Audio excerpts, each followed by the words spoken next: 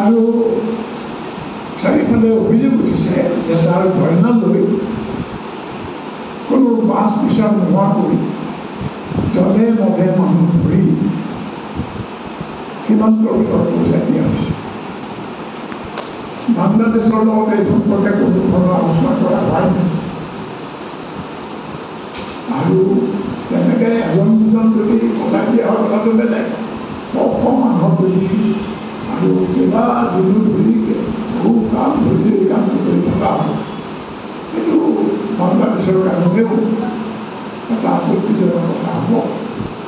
আৰু এইটো আন্তৰ্জাতিক নিয়মৰ সপক্ষে নিশ্চয় নহয়। বাৰু এইবোৰ বেলেগ কথা। আমি ইতিমধ্যে দেখিছোঁ যে তেওঁলোকে বহুত কিছুমান নিৰ্দেশ জাৰি কৰিছে। আৰু এটা হৈছে এইটো যে সীমান্ত অঞ্চলত বন্দুক দিয়া হ'ল এই কথাটো যাৰে তাৰে আৰু বাধে মতে এই মানৱাস্ত্ৰ লৈ দিয়াৰ তাৎপৰ্য কি হ'ব পাৰে? অৰ্থাৎ এনেকুৱা ধাৰণা হয় তেওঁলোকে এটা উত্তপ্ত পৰিস্থিতি সৃষ্টি কৰিব খুজিছে, আৰু তাৰ ফলত যদি সাধাৰণ নিৰীহ মানুহৰ প্ৰাণ যায় তেওঁলোকৰ তাত ভূমিকম্প নহয়। এই ধৰণৰ বহুত কথা এতিয়া হৈ আছে। আৰু ধৰক এফালৰ পৰা মানে আমাৰ প্ৰধান বিৰোধী দল কংগ্ৰেছৰ নেতা গৌৰৱ গগৈ ৰিপুৰ পৰা তেওঁলোকৰ পাকিস্তানৰ এজেণ্ট দিয়া হৈছে। এই ধৰণৰ কথাবিলাক এটা অস্থিৰ পৰিস্থিতি আৰু সন্দেহ সংশয় ভয়ৰ পৰিৱেশ তেওঁলোকে সৃষ্টি কৰিব বিচাৰিছে।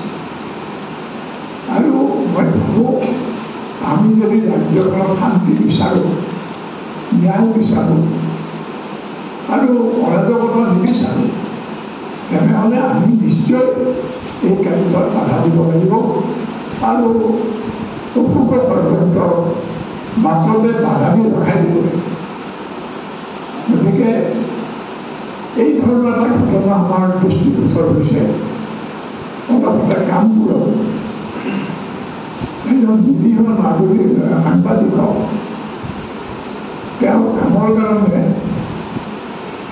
এটা তেওঁক ধন্যবাদ দিয়াৰ বদলি তেওঁ মাৰপিট কৰি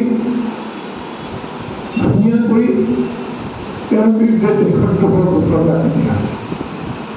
সেইটো কেনেকৈ হ'ব পাৰে? তাৰ ঘটনাৰ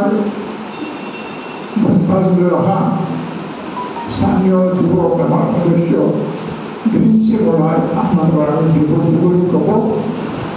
আৰু কাৰ বিৰোধী সমন্বয় সমিতিয়ে এই ঘটনাৰ তীব্ৰ প্ৰতিবাদ কৰে আৰু সেই দুৰ্ভগীয়া সাংবাদিকজনৰ দুজনৰ ক্ষতিপূৰণ বিচাৰে। আৰু এই কাৰ্যৰ কাৰণে আচলতে যিজন দোষী, যিসকল দোষী তেওঁলোকক ধৰা পেলাই শাস্তি দিয়াটো বিচাৰে। বন্ধুসকল, মই এতিয়া বিৰিঞ্চি বৰাক এই কথাবোৰ কেনেকৈ কি হৈছিলে সবিশেষ ক'বলৈ অনুৰোধ